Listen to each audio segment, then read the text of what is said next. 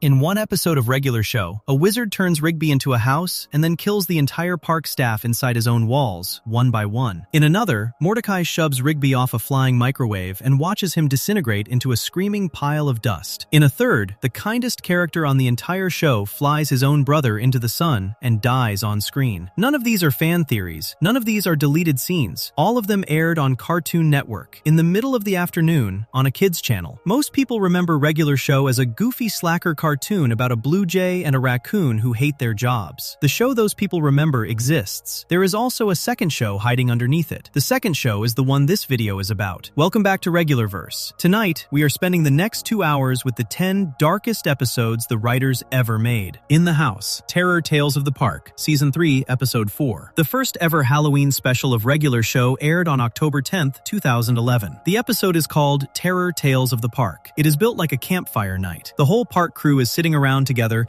taking turns telling scary stories to each other, each story trying to be worse than the last. The first 2 stories in the special are pretty silly. Pops tells a tale about a creepy doll named Percy that wants to draw on people's faces. Muscle Man tells a story about a haunted ghost band trapped in a crash pit. Both of those stories are weird and a bit creepy, but they have jokes in them. The animation stays bright. The pacing stays light. Then it is Rigby's turn, and the entire tone of the half-hour shifts. The lights inside the room seem to dim. The music gets slower. Rigby leans forward. The story he tells is the one called In the House, and it is the darkest thing the show had ever made up to that point in its run. Many fans, more than a decade later, still call it the single most disturbing 12 minutes of any episode the writers ever produced. To understand why In the House lands the way it does, you have to picture how this show normally feels. Regular Show, on most days, runs on a kind of cheerful chaos. The 2 main characters, a blue jay named Mordecai and a raccoon named Rigby, get into trouble that almost always wraps up with everyone fine by the end. Even when the gang fights a giant evil floating head, or a death bear, or a possessed song, nobody actually dies. Things blow up and reset. The park is always still standing. The whole show has a soft safety net under it. That safety net is what makes In the House so unsettling. Inside the framing of the Halloween special, the writers tell the audience right at the top that the rules are different here. These stories are not real. These stories do not count. Anyone in the cast can die, because nothing that happens inside one of these tales carries over into the next regular episode. That permission slip lets the writers go places the show is normally not allowed to go. Rigby's story uses every inch of that permission and then asks for more. The story opens on a calm Halloween night. Mordecai and Rigby are out trick-or-treating, which is already a little funny because they are both adults. Mordecai is dressed as a dad. He is even pulling around 5 fake cardboard children behind him on a string, using the kids as a way to scam extra candy out of the neighbors. One woman catches him in the lie and chases them off. Rigby is dressed as a robber and is having a much worse night. By the time they get to the last house on the block, the bag is mostly empty. The house at the end is dark. It is old. The porch light is off. Most kids would see all of that and turn around. Rigby decides this is the perfect house to egg. He pulls out an egg. He throws it. The egg cracks against the front door. For a second, nothing happens. Then the door creaks open, and the wizard comes flying out so fast that the audience barely sees him before he lands. He is a tall, thin man in a long coat with wild hair and a thick beard. He grabs Rigby by the fur and rips a piece of it off. Then he tells Rigby that he is going to pay for what he did. Rigby and Mordecai run home. The wizard does not chase them, which somehow makes the whole moment worse. He does not need to chase. He has the fur. The next morning, Rigby wakes up and feels strange. His skin is too tight. His arms feel heavy. By the time he gets out of bed, he is already growing. Within a few minutes, he is the size of a couch. Within another few minutes, he is bigger than the house itself. Mordecai realizes what is happening and sprints across the park to the wizard's home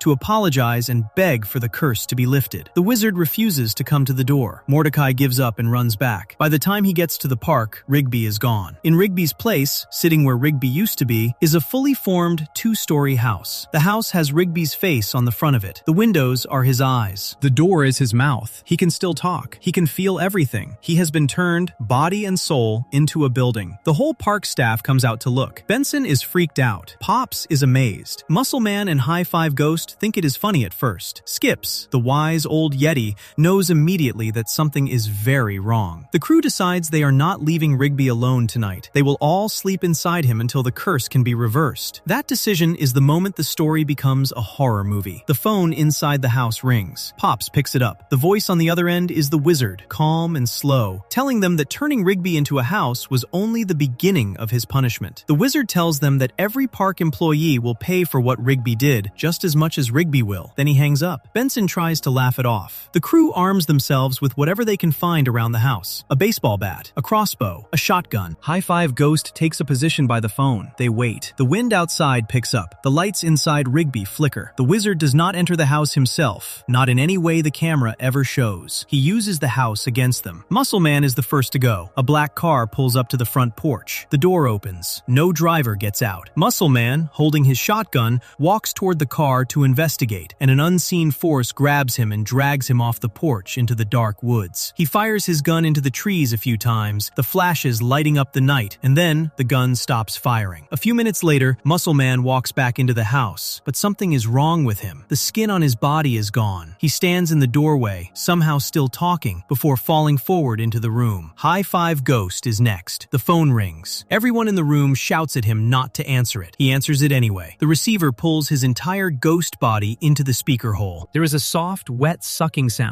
Then High Five Ghost gets sprayed back out of the phone in a fine green mist that coats the wall behind him. Skips tries to fight back. He grabs his crossbow and aims it at the air, ready for whoever or whatever is coming. The wizard's invisible force snaps the crossbow in half in his hands. Then the same force lifts Skips up off the floor and pushes him into the chimney. The fire lights up. Skips is gone. Benson runs to the bathroom to escape, locks the door behind him, and sits on the edge of the tub trying to catch his breath. The toilet behind him starts to gurgle. The next sound is Benson screaming. By the time the others reach the bathroom, Benson has been pulled into the toilet bowl and flushed. Pops is the next to disappear. He is sitting on a bed in his room. The wardrobe doors swing open by themselves. Pops is yanked off the bed and pulled inside the wardrobe. The doors slam. When they open again a second later, the wardrobe is empty. Mordecai is the last one. He stands in the middle of the living room with a baseball bat raised over his head, trying to defend himself. Looking around at every shadow, he yells at the wizard to come out and fight him face to face. The wizard never appears. An unseen force takes hold of Mordecai's head and pulls. Mordecai's body falls to the floor in two pieces. The bat clatters down beside him. Rigby, still trapped as the entire house, has heard everything. He has felt every member of his family die inside his own walls. There is no one left to save him. He calls out to the wizard. He says he is sorry. He says he will do anything. He just wants it to be over. The wizard finally appears. He walks out of the dark into the kitchen, calm, smiling. He tells Rigby that the punishment is finished. Then he reaches into a sack and pulls out a single egg. He throws the egg at Rigby's wall. Then another. Then another. He keeps egging the house. Rigby, watching from inside his own face, starts to laugh nervously, because somehow this seems silly compared to everything else that just happened. The wizard does not laugh. He pulls out one last egg from the sack, but this one is enormous, the size of a small car. He cracks it open over the top of the house. The yolk pours down through the roof, fills every room from the inside,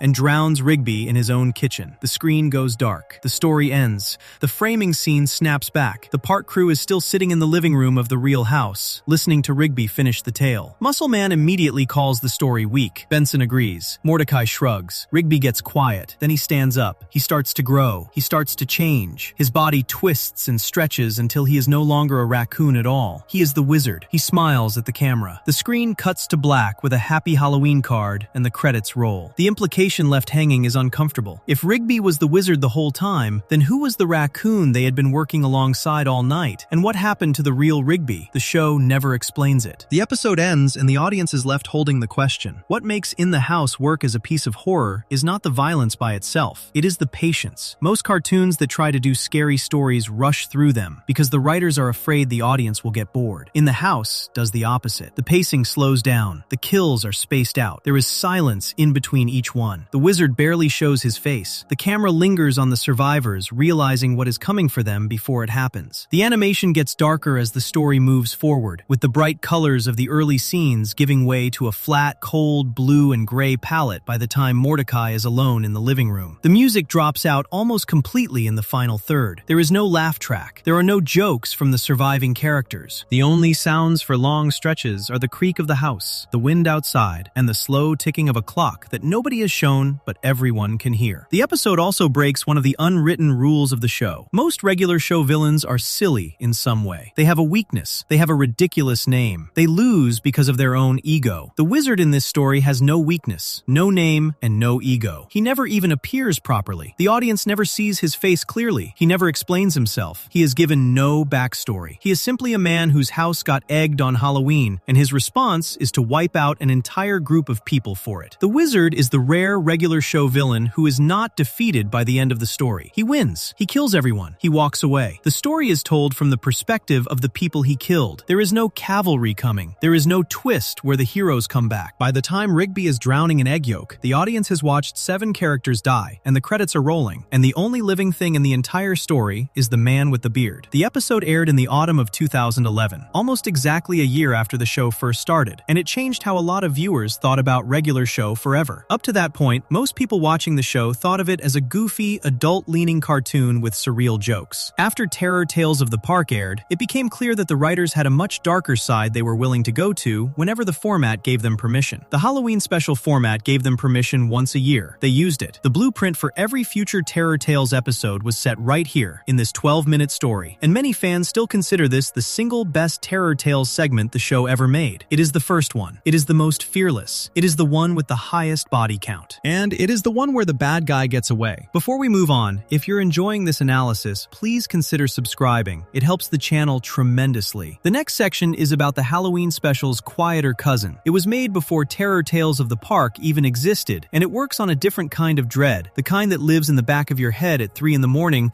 when you are trying to sleep and you cannot stop thinking about a movie you watched earlier in the night. There are no kills in it. There is no real monster. There is just a black taxi that will not stop following one small raccoon, no matter where he goes. Section 2. Hello, Governor, Season 2, Episode 1. The second season of regular show kicked off on November 29th, 2010, and the first episode of that season was called Hello, Governor. On paper, it sounds like a simple half episode of a kid's cartoon. A raccoon rents a horror movie. The horror movie scares him. His best friend tries to help him get over the fear. By the end of the episode, the fear is gone, and everyone goes home happy. That summary is what Cartoon Network put on the back of the box. The actual episode is a 12-minute slow-motion panic attack, and it is one of the few regular show episodes that genuinely scared kids the first time it aired. The fan forums of the time are full of people saying they could not sleep that night. Parents wrote in. The episode was talked about for weeks. The show had only been around for a little over a year, and right at the start of the second season, the writers decided to test what they could get away with. They picked a small story, a quiet story, a story where almost nothing dramatic happens on the surface. Then they spent the entire runtime making the audience feel exactly what Rigby was feeling on the inside, which was the kind of fear that does not go away when the lights come back on. Rigby goes to the local video rental store at the start of the episode, a place called Movie Shack Hut. The store has a man out front in a cheap costume, dressed up like the villain from a horror movie they are trying to push that week. Rigby walks past him without paying any attention. Inside the store, Rigby picks out a one-night rental called Hello, Governor. The cover of the tape shows a black and white shot of a beat-up old British taxicab, with the tagline, "Pay the fare or pay the price," written across the top. According to the back of the box, the movie is from 1982, and the plot is simple. A taxi driver was murdered by a street gang. The driver's soul possessed his own taxi. Now the taxi rolls around the city seeking revenge on the gang members who killed him. The taxi runs people over, chews them up with the front grille, and shoots their bones out the back through the exhaust pipe. Right before the taxi strikes a victim, it leans forward and says, "Hello, Governor," which is supposed to be the British way of saying hello to a man on the street. That is the entire premise of the movie inside the show. That night, Rigby and Mordecai sit down to watch the rental together. Mordecai had wanted to watch a different movie called Shy Guy. Rigby talks him out of it, promising that Hello, Governor will be much better. Mordecai gives in. They put it on. From the very first scene of the fake horror film, Rigby starts to crack. The taxi appears, leans forward, says its catchphrase in a voice that is way too low and way too slow to be coming out of a car, and then runs over a man in an alley. Rigby grips the couch cushion. Mordecai laughs at the cheap effects and falls asleep halfway through. By the time the credits roll, Mordecai is snoring, and Rigby is wide awake with his eyes locked on the ceiling. The episode then becomes something completely different from what the cover suggested. It stops being about a movie. It starts being about what happens to a person after a movie crawls inside their head and refuses to leave. The first nightmare hits Rigby that same night. He gets up to look out the bedroom window. He thinks he sees the taxi parked under a streetlight. He runs back to wake Mordecai up. Mordecai's face is calm. Rigby shakes him. Mordecai's eyes snap open, and they are glowing white. Then the taxi tears out of Mordecai's mouth, ripping his face open as it comes through, and lunges directly at Rigby. Rigby wakes up screaming. Mordecai, who is the real Mordecai this time, tells him to go back to sleep and dream about being tough. Rigby tries. In the second nightmare, Rigby is a confident gangster in a back alley, dressed in a sharp suit, calling himself Riggerson and demanding that other people call him Fists. He raises his arm to throw a punch. The taxi appears out of nowhere and slams into him at full speed. Rigby wakes up screaming again. Mordecai gets out of bed at this point, frustrated and exhausted, and decides he is going to fix this his own way. The way Mordecai picks is brutal. He pulls out the rental tape, finds the special features section,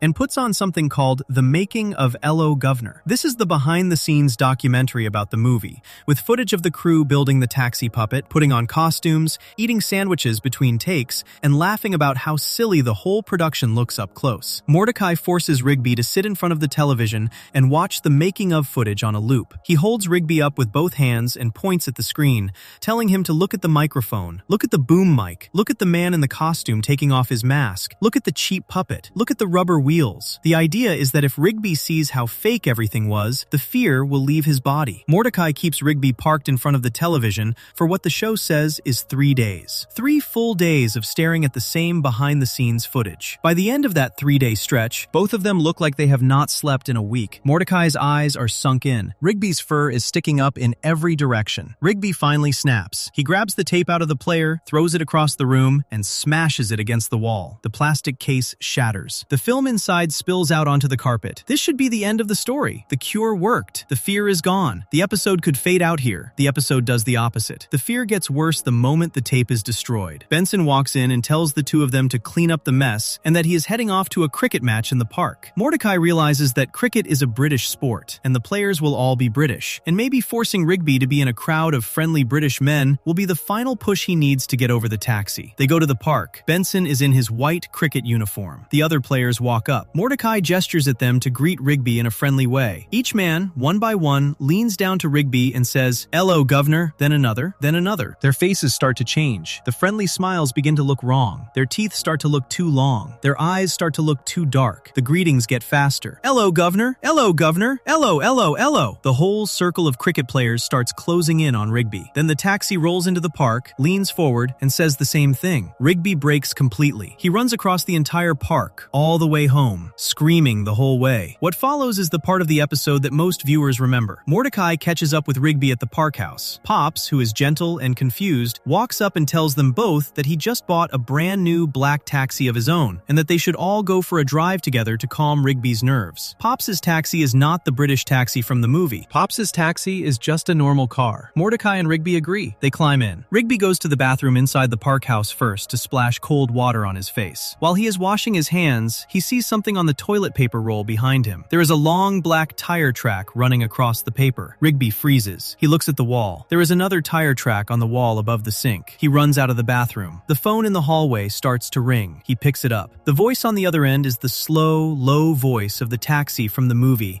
saying, "Hello, Governor." Rigby drops the phone. The fax machine on the table next to it whirs to life and prints out a single sheet of paper. The paper has only 3 words on it. "Hello, Governor." Rigby tears out of the house and dives into Pops's car. Mordecai climbs in. Pops starts driving. The route Pops picks is a winding road through dark woods, the kind of woods that have no streetlights and no other cars. Mordecai falls asleep in the back seat. Pops hums to himself in the driver's seat. Rigby sits with his face pressed against the window, looking out at the trees. The trees in his eyes start to twist. The bark turns into mouths. The branches turn into fingers. Every shadow between 2 trees becomes the front of a black taxi. Rigby starts to cry. He starts to mutter to himself. The British taxi appears behind the car on the road. It is closing in. It is going to ram them. Rigby finally cracks in the other direction. He decides he is done being afraid. He kicks the door of Pops's car open while it is still moving, leaps out into the road, and grabs a fallen tree branch off the ground. He turns to face the taxi as it bears down on him. He swings the branch as hard as he can. The branch connects. The taxi flips. The taxi rolls onto its side. Smoke pours out of the engine. Rigby walks up to it, panting, ready to deliver one more swing. The driver's side door opens. Out climbs a tired, embarrassed-looking man in a wrinkled costume. He pulls his foam taxi mask off his head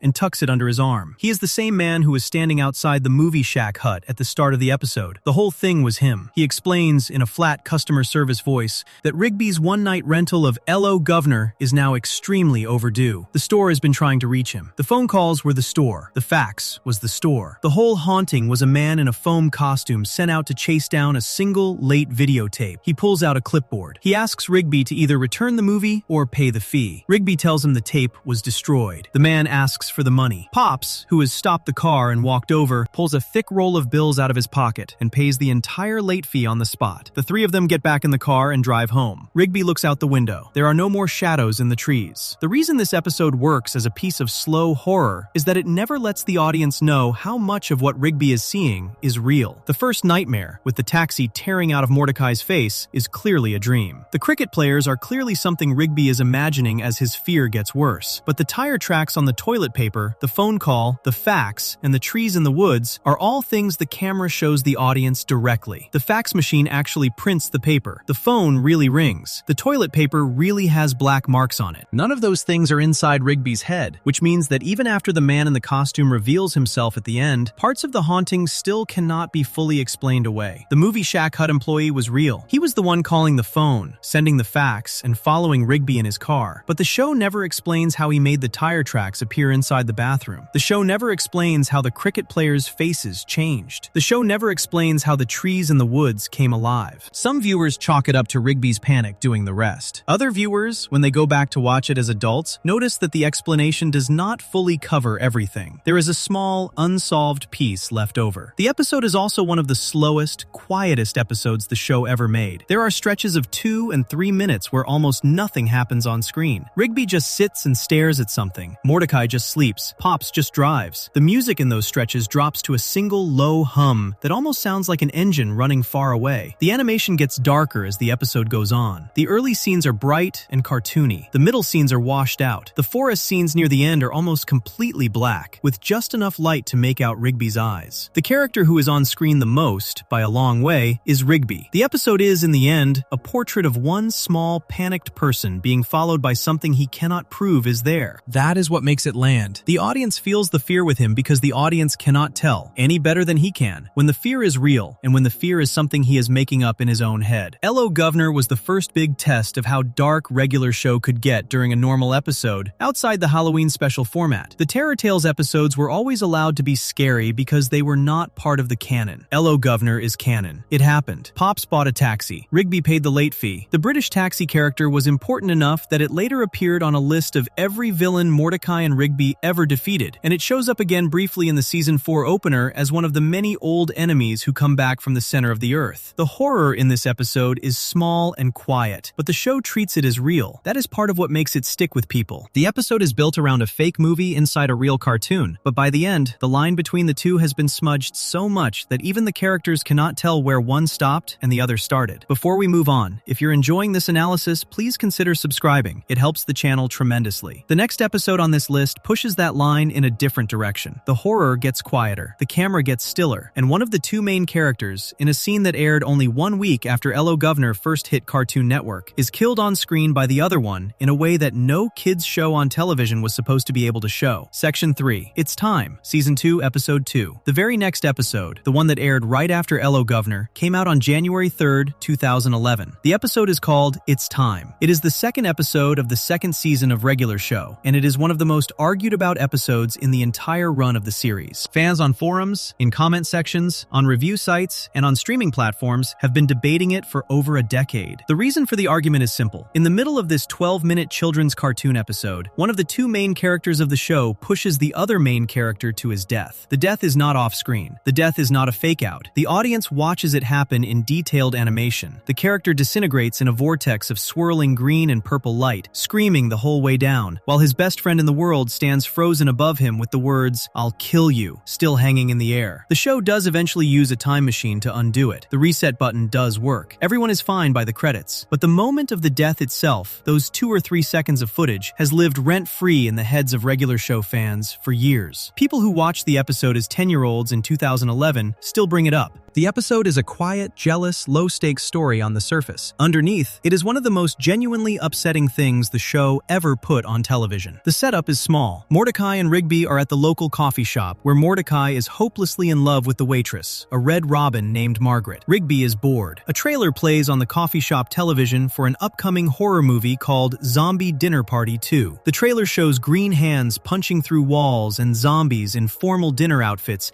eating a screaming guest at a long table. Rigby gets excited. He pulls 2 tickets out of his pocket and smacks them on the table. He has already bought tickets for Mordecai and himself for opening night. Mordecai goes quiet. He pulls out 2 of his own tickets. Mordecai already has plans for that same night. He has bought tickets for a sappy chick flick called Pajama Sisters 2, and he is hoping to invite Margaret as his date. Rigby is offended. He calls Pajama Sisters 2 a movie where women just sit around fully clothed and talk about their feelings. He tells Mordecai that he is throwing away their friendship for a girl who has not even said yes yet. Mordecai shrugs it off. He says he will figure it out. Then Margaret walks past the table and asks if everything is okay. Rigby sees an opening. He decides in that moment to punish Mordecai for picking the date over their movie night. He turns to Margaret and asks her, in front of Mordecai, if she would like to go see Zombie Dinner Party 2 with him on opening night. Margaret laughs and says yes. Mordecai's face falls. He tries to speak up, to say something, anything. He cannot get the words out. Rigby beams. He has gotten exactly what he wanted, which is for Mordecai to feel as bad as Rigby felt 3 minutes earlier. The two of them leave the coffee shop and drive home in their rusted gold cart. The whole way home, Rigby will not stop bragging. He talks about how cool he is. He talks about how Margaret is laughing at his jokes. He talks about how Mordecai had his shot and choked. Mordecai keeps his hands on the wheel. His knuckles get tighter. He keeps telling Rigby he is not jealous. The lie gets less believable every time he says it. The actual event that breaks the episode wide open happens because of something completely unrelated. Mordecai needs to know exactly what time it is because he is trying to figure out if he can still call Margaret and ask her out before Rigby's date that night. He looks at the clock above the kitchen sink. The clock has stopped working. Mordecai picks up another clock from a nearby shelf. That clock does not work either. He runs around the house grabbing clock after clock. None of them work. The hands on every single clock are frozen. Even his wristwatch is dead. Mordecai snaps. He grabs a hammer and starts smashing every clock in the house, one after the other, into pieces. The shelves come down. Glass goes flying. Rigby tries to stop him and gets shoved out of the way. Mordecai ends with the kitchen microwave, which has a built-in clock on the front display. He raises the hammer high above his head. He brings it down hard. Smashing the microwave does not break the microwave. The microwave starts glowing. It floats off the counter into the air. It begins to spin. Sparks fire out of the corners. A bright tear opens up in the wall behind it, leading into a swirling bright green and purple void. The microwave hovers there in midair, beeping at them. Mordecai and Rigby stare at it. Then the microwave speaks. The voice that comes out of the microwave is gentle, deep, slow, and very old. The voice introduces itself as Father Time. Father Time tells the two of them that they have just shattered every clock in the surrounding area, and that doing so has opened a small tear in the fabric of time itself. Father Time invites them to step inside. Mordecai and Rigby do step inside. They climb on top of the floating, spinning microwave like it is a flying skateboard. The microwave lifts them off the kitchen floor and rockets through the tear. The two of them are now flying through the long, swirling vortex of time itself, with green and purple light streaming past them on every side. Father Time tells them they can go anywhere. They can go back to the morning before any of this happened. They can go back to the coffee shop and try the conversation with Margaret over again. They can go back to before Rigby asked her out. Mordecai gets excited. He says they have to go back. He says they have to fix it. He says he wants another chance. Rigby starts up again. The whole way through the time vortex, while the two of them are flying through swirling lights at impossible speeds, Rigby keeps mocking Mordecai. He keeps bringing up the same point. He says Mordecai had his chance with Margaret and choked. He says Mordecai is being a baby about it. He says Mordecai is just jealous. Mordecai keeps insisting that he is not jealous. The angrier Mordecai gets, the more Rigby pushes. The two of them are now standing on the same microwave, in the middle of an endless tunnel of time, screaming at each other. Rigby finally puts both of his hands on Mordecai's chest and shoves him. Mordecai does not fall. The shove is small, but the shove is the thing that breaks the last piece of self-control Mordecai has. Mordecai turns around. His eyes go dark. He balls up his fists. He yells the words, "I'll kill you." He shoves Rigby with both arms. Rigby goes off the side of the microwave. The shove is much harder than Mordecai meant it to be. Rigby flies off into the swirling void. He starts falling. The animation does not cut away. The audience watches. Rigby spins in the air. Then he starts to glow, and then his body begins to come apart. His fur peels off first, then his skin. Then he is just a small skeleton, still falling, still screaming. Then his bones come apart. Then he is just a swirl of dust. Then he is gone. The screaming stops. The microwave keeps flying through the vortex with Mordecai standing alone on top of it. Mordecai's face turns from anger to horror in the space of 1 second. He drops to his knees on top of the microwave. He grabs the controls. He starts hitting buttons. He yells for Rigby to come back. He yells that he did not mean it. He hits the rewind button on the microwave's control panel over and over. The whole sequence, from the moment Rigby is shoved to the moment Mordecai realizes what he has done, runs about 10 seconds. It feels much longer. Father Time, the voice in the microwave, takes pity on him. The voice tells Mordecai that he can rewind, but he has to face what just happened. The microwave plays back the entire morning for Mordecai, frame by frame, in slow motion. Mordecai watches himself fail to ask Margaret out at the coffee shop. He watches the look on his own face when Rigby laughs. He watches the moment he started to lose his grip on the steering wheel. He watches every step that brought him to the edge of that microwave with both fists raised. Father Time asks him a question. Father Time asks him if he is jealous. Mordecai, watching the slow-motion footage of himself, finally admits it. Yes, he is jealous. He has been jealous all day. He was too proud and too scared to say it out loud. The admission breaks the spell. The microwave allows him to rewind. Time runs backwards. Mordecai is dropped back into his own body at the coffee shop, sitting at the same table, holding the same 2 tickets. Rigby is alive. Rigby is sitting across from him. The replay of the scene goes differently this time. Rigby pulls out his tickets for Zombie Dinner Party 2 again. Mordecai still has his tickets for Pajama Sisters 2, but this time, when Margaret walks up and asks if everything is okay, Mordecai cuts in before Rigby can speak. He says he was about to ask her something. He freezes. The same moment is happening again. Rigby, sitting across from him, has noticed the same thing the audience has. Rigby looks at Mordecai's face. Rigby starts to grin. Rigby is about to do exactly what he did the first time. Rigby turns to Margaret and starts to ask her out again. Mordecai cuts him off. Mordecai says, out loud, that he is jealous. He admits it in front of Margaret and Rigby and the whole coffee shop. The grin on Rigby's face dies. Rigby groans. Rigby rolls his eyes, but Rigby does not ask Margaret out the second time. The two of them go home together. The episode ends with them sitting on the couch in the park house, holding the 4 tickets, deciding whether to go to one movie or the other. The episode is, on the surface, a story about jealousy and friendship. The two boys learn a small lesson. The reset button works. Time gets undone. Nothing in the official ongoing storyline of the show changes after this episode. Margaret is still single. Mordecai is still pining. Rigby is still annoying. The series continues, but the episode also did something unusual. The actual death scene, the part where Rigby is pushed off the microwave and disintegrates in a vortex, was animated in full detail. The show could have cut away. The show could have shown a flash of light and a scream. The writers and animators chose instead to show every step of his body coming apart. The fur, the skin, the skeleton, the dust. They showed it in slow motion. They held the camera on Mordecai's face afterwards. They let the silence sit. The episode aired on Cartoon Network at 6:30 in the evening, in a slot meant for kids. Many parents and fans wrote in afterwards, saying they could not believe what they had seen. The fans have been split down the middle on it ever since. One side argues that Mordecai was wrong, plain and simple. Mordecai let his jealousy build up all day, refused to admit it when his best friend gave him a chance to talk it out, and finally took out his anger by physically shoving someone he cared about into the void. The fact that Rigby was being annoying does not change what happened. Rigby was a jerk. Mordecai killed him. Those two things are both true. The other side argues that Rigby pushed and pushed and pushed until he had it coming. He took advantage of his best friend's shyness to ask out the girl Mordecai had been crushing on for over a year. He bragged about it for hours afterwards. He physically shoved Mordecai first. He kept yelling in the middle of a vortex of time when any sane person would have shut up. The shove that killed him was an accident, and Rigby spent the entire morning trying to provoke that accident into existence. There is also a third group of fans who argue that both of them are wrong, and that the episode is a quiet portrait of how two best friends can become genuinely dangerous to each other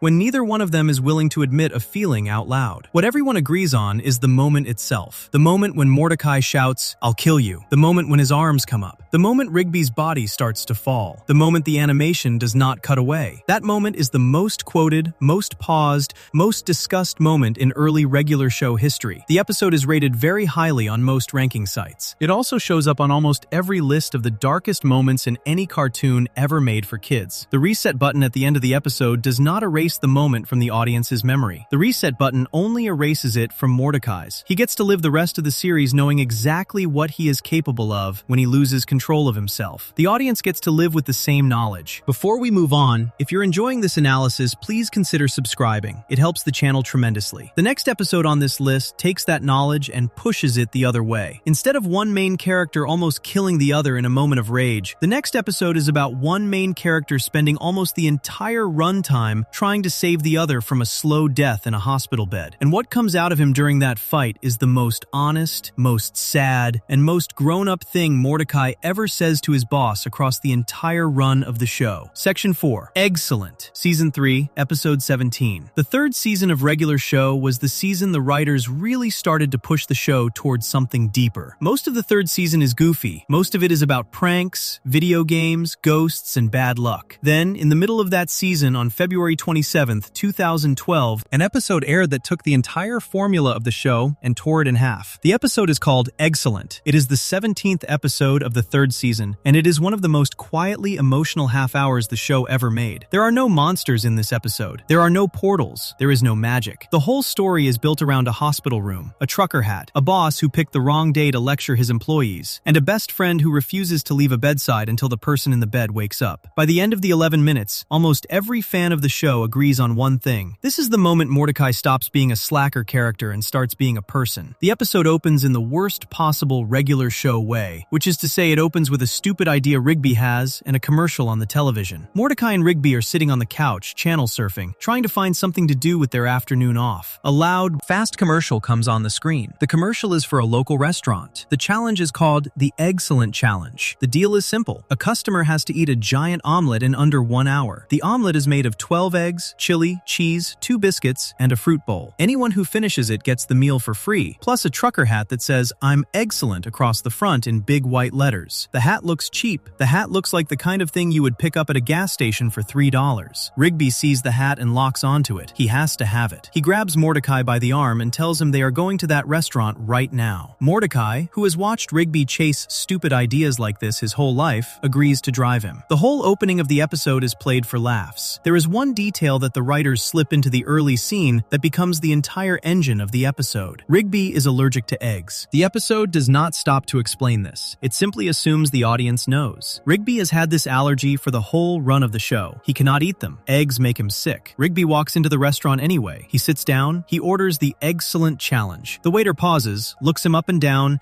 and reluctantly delivers the giant omelet. Rigby starts shoveling eggs into his mouth as fast as he can. The idea Rigby has come up with in his own head is that if he eats the eggs fast enough, the allergy will not have time to kick in. He is wrong. The allergy kicks in almost immediately. Rigby's throat starts to close. His face turns red. His eyes start to water. His whole body starts shaking. He passes out face first into the omelet. The next shot is the inside of an ambulance. Rigby is on a stretcher. His breathing is shallow. Mordecai is sitting beside him. The siren wails outside. In the ambulance, Mordecai looks down at his unconscious best friend and makes a promise. He tells Rigby that when he wakes up, the hat will be waiting for him. He tells Rigby that he is going to go back to the restaurant and finish the challenge himself. Rigby, barely conscious, smiles for half a second. Then his eyes close. The ambulance pulls into the hospital. The doctor on duty pulls the park staff aside in the hallway and tells them, in plain words, that Rigby ate too many eggs too fast and that he may not wake up. The doctor uses the word coma. The doctor also uses the word may, as in he may die. The whole park staff is now standing in a hospital hallway, looking at each other, processing the fact that one of them might not be coming home. Mordecai's face goes blank. Pops puts a hand on his shoulder. Skip stares at the floor. Muscle Man and High Five Ghost are quiet for the first time in the entire series. The shift in the tone of the show, from the goofy commercial 5 minutes ago to the silence in the hospital hallway, is one of the sharpest the writers ever pulled off. The next thing that happens is the part of the episode that almost everyone remembers. Benson, the boss, the gumball machine in charge of the park, walks up to Mordecai in the hallway. Benson clears his throat. He starts to speak. The first words out of his mouth are not, "Are you okay?" or "How is Rigby?" or "I am so sorry." The first words out of his mouth are about work. Benson tells Mordecai that he hopes Mordecai understands the lesson Rigby is now learning. Benson says that this is what happens when employees do not show up to work on time. Benson says that maybe now Mordecai will think twice the next time he wants to skip out on a job. The doctor is still inside the room behind them. Rigby is unconscious in a hospital bed 20 feet away. Benson is using the moment to make a point about punctuality. Mordecai turns around. The look on his face changes. He balls up his fist. He punches Benson directly in the face. Benson stumbles back into the hallway wall. The other park staff freeze. Punching the boss is something Mordecai has thought about for 3 full seasons of the show, but he has never actually done it. He has been shouted at, fired, threatened, demoted, and yelled at across hundreds of episodes, and he has always taken it. This is the only time in the entire series Mordecai actually swings on him. The punch is not played for laughs. There is no goofy sound effect. The animation is steady and serious. Benson stares back at him in shock. Mordecai lays into him. He tells Benson that not everything is about work. He tells Benson that Rigby did not deserve to be in a coma, no matter how much of a slacker Rigby has been. Then he goes further. He tells Benson, in front of the entire park staff and a hospital hallway full of strangers, that the only reason any of them spend any time around Benson is because he signs their paychecks. The reason Benson has no real friends, Mordecai says, is because he treats every single person around him like an employee instead of a person. Benson does not have a comeback. The hallway is silent. Mordecai walks past him and out of the hospital. He is going back to the restaurant. He is keeping the promise he made in the ambulance. The middle stretch of the episode is structured like a sports training movie. Mordecai needs to eat a 12-egg omelet without dying. He has a problem. He has never come close to eating eating that much food in one sitting, so Pops, Skips, Muscle Man, and High Five Ghost step up. They become his coaches. They drive him to the park, set up a giant rolled-up paper bag for him to wear like a sweatshirt, run him through training drills, and stand on the sidelines yelling encouragement. They take him through a montage of exercises that look ridiculous on the surface and are deeply sweet underneath. Pops mixes up energy drinks for him. Muscle Man slaps him on the back. Skips tells him to breathe. The training montage is funny. It is also the writers reminding the audience that the entire park staff loves Rigby just as much as Mordecai does, even the ones who pretend they do not. Even Muscle Man, who has spent the whole series mocking Rigby as a tiny, annoying raccoon,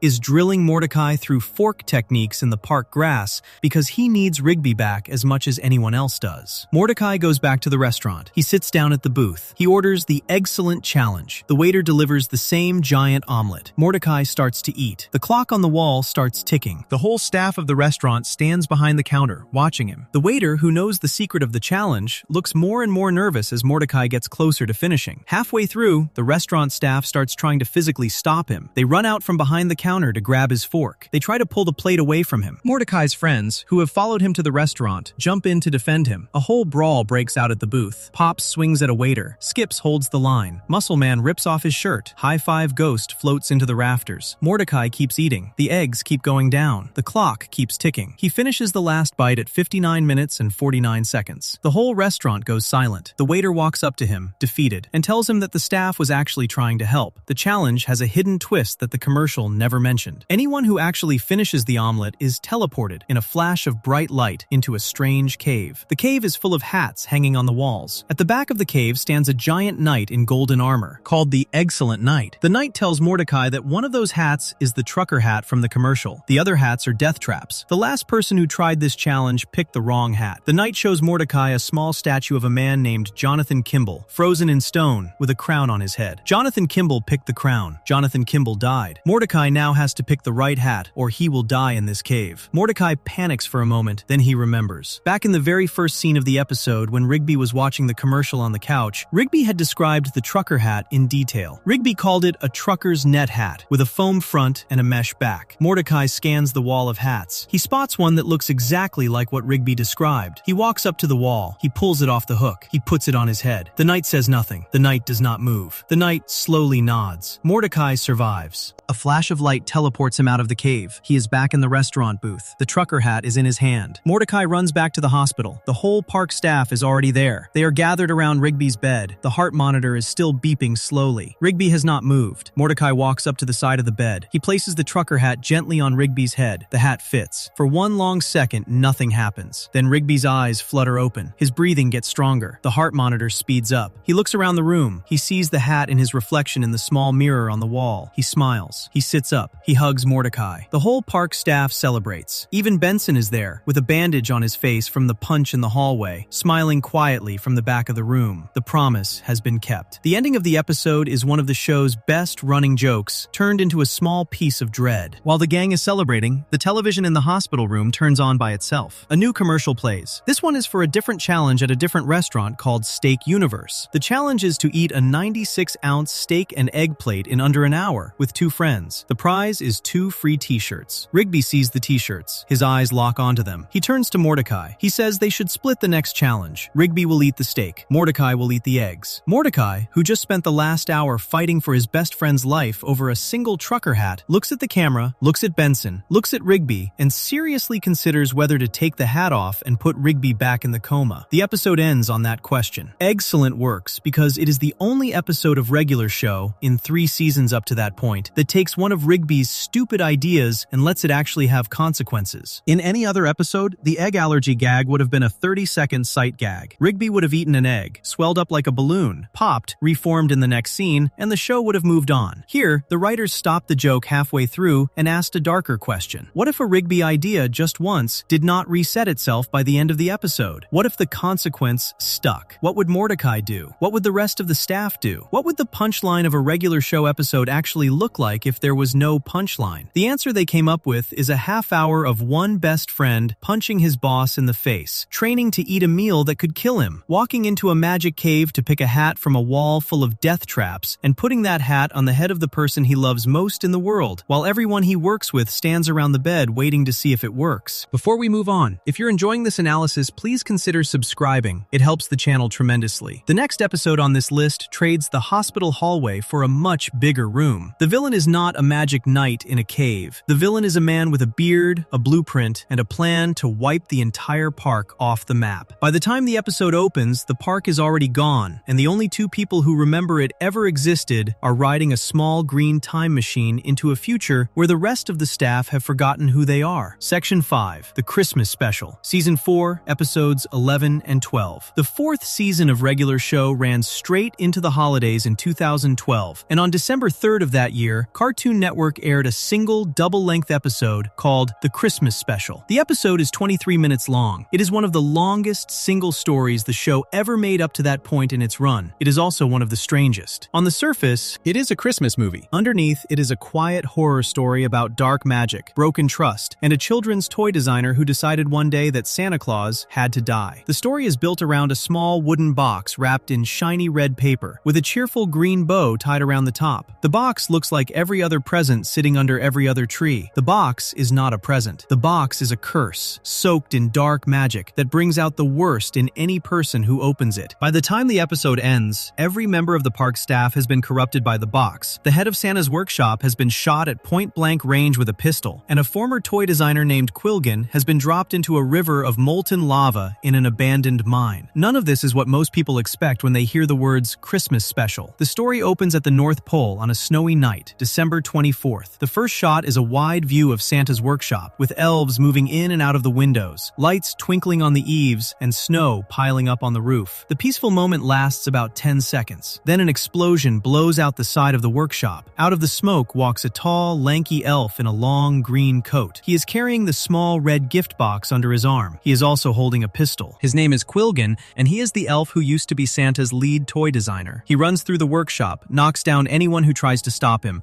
shoots the lock off the door of Santa's hangar, and climbs into Santa's sleigh. The reindeer rear up. The sleigh launches into the night sky. Quilgan lets out an evil laugh as he tears across the snow clouds, holding the box in his lap, ready to open it and use it for whatever his plan is. The sleigh gets hit hard from behind. Quilgan turns around. Santa Claus is flying alongside him on a flying snowboard, dressed in his red coat with a thick belt and a long beard. Santa hops onto the sleigh. He grabs the box. He tells Quilgan he will not allow him to use it for whatever evil plan he has come up with. Quilgan tells him he has no choice. The two of them start fighting in the moving sleigh. The sleigh bucks across the sky. Quilgan manages to pin Santa down for a moment and tries to pry the box open. Santa calls out for Rudolph, his lead reindeer. Rudolph turns his head toward the sleigh and fires a thin red laser beam from his nose. The laser hits Quilgan square in the chest. Quilgan falls back. The box stays in Santa's hand. Santa grabs the snowboard and takes off into the night sky. Quilgan recovers, rolls back into the driver's seat of the sleigh, and reaches for his pistol. He raises the gun. He aims at Santa's back. He pulls the trigger. The shot hits Santa between the shoulder blades. Santa falls out of the sky, spinning down through the clouds, with the box still clutched in his hand. He crashes through the roof of a house in the suburbs and lands hard on the floor of a garage. The garage belongs to Skips, the immortal Yeti who works at the park. Mordecai and Rigby happen to be in that same garage that very night, having been sent there by Benson to dig out Christmas decorations from the storage bins. They hear the crash. They run over. Santa is lying on the concrete with a small red box in his hand and a smoking bullet hole in the back of his coat. He is barely conscious. He gestures Mordecai and Rigby closer. He hands them the box. He tells them in a weak voice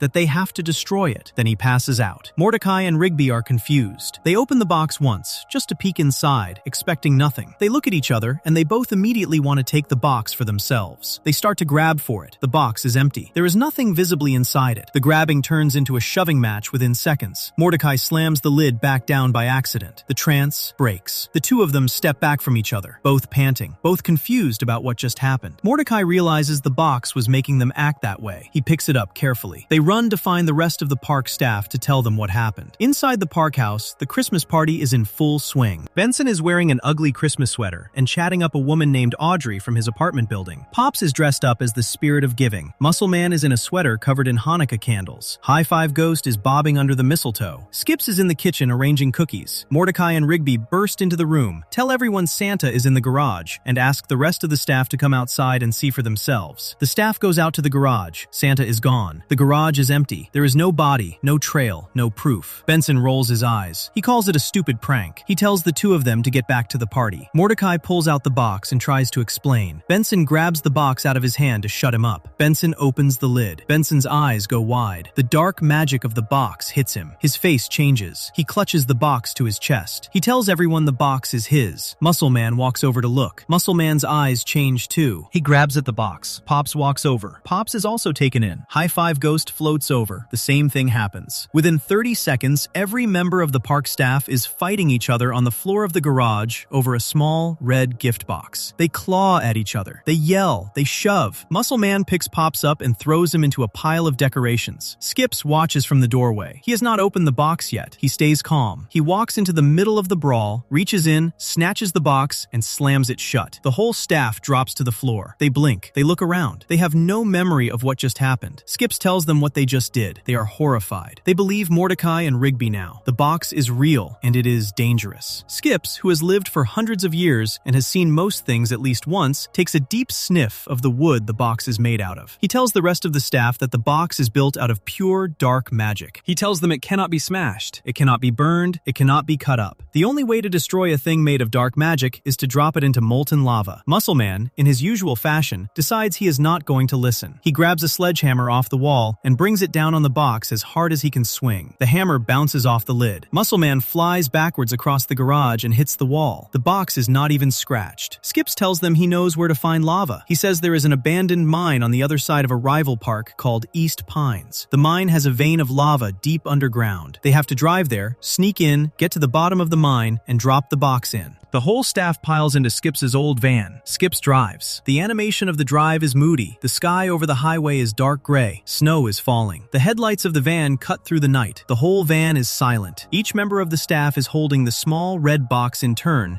so that Mordecai and Rigby do not have to keep it on them the whole time. Quilgan, far behind them, is following on Santa's stolen sleigh with a small army of corrupted elves who have already been exposed to the box. The trip across the country, in the middle section of the special, plays out like a road movie. The van breaks down. They have to fix it. They run into Carter and Briggs, two old friends from a previous episode. Carter and Briggs offer to escort them part of the way. Quilgan's elves attack the van on the highway. There is a long action chase across an icy road. Muscle Man fires snowballs out the back. Skips rams an elf vehicle off the road. The van eventually crashes into the front gate of East Pines. Gene, the rival park manager, captures them and ties them all up in his office. Mordecai tries to explain. Gene laughs. Gene wants to know what is in the box. Gene orders one of his men, Larry, to open it. Larry's eyes change. Gene's eyes change too. The whole East Pine staff turns on each other in the office. The box ends up on the floor. Quilgan's elves break through the wall. Quilgan walks in. He picks up the box. He smiles. The third act of the episode takes place inside the abandoned mine. Quilgan and his elves drag the captured park staff and the East Pine staff deep underground, planning to use the heat of the mine to power up the box for whatever final ritual he has planned. Mordecai, Rigby, and Skips manage to break free from their ropes. They sneak through the tunnels. They find Quilgan standing on a thin metal walkway above a pit of bright orange lava. He is holding the box high over his head. He is about to open it for the final time. The lid creaks. Mordecai charges him. The two of them grapple on the walkway. The box flies out of Quilgan's hand. It bounces on the metal grate. It teeters on the edge. Santa shows up. He is alive. He pulls his red coat back to reveal that he had been wearing a bulletproof vest the entire time, which is how he survived the gunshot in the opening scene. He climbs down a rope into the mine. He grabs the box. Quilgan throws a hand grenade at him. Santa shouts a warning. The grenade explodes. The walkway breaks. Quilgan grabs the box one last time. He opens his mouth to deliver his final speech. He tells Santa that everything he ever did at the workshop was for the children. He tells Santa that if every kid in the world had the box, no kid would ever fight over a Christmas present again, because the box would give every one of them whatever they wanted most. He says Santa was just jealous, because if every kid had the box, no kid would need Santa anymore. Santa tells him he is wrong.